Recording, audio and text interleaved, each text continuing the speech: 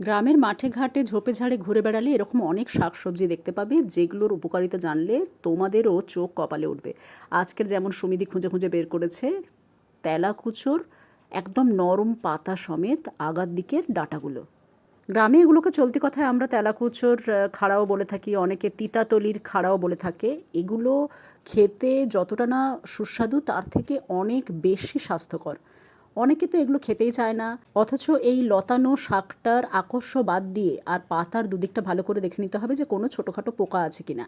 শুধু সেইটা দেখে নিয়েই আমরা যদি ভালোভাবে ধুয়ে ছোটো ছোটো করে এগুলোকে কেটে বেগুন আলু বা বড়িকে ভেজে গুঁড়ো করে যদি তরকারি রান্না করে খেতে পারি বা ভেজে খেতে পারি তাহলে খুব উপকারী এটা শরীরের জন্য।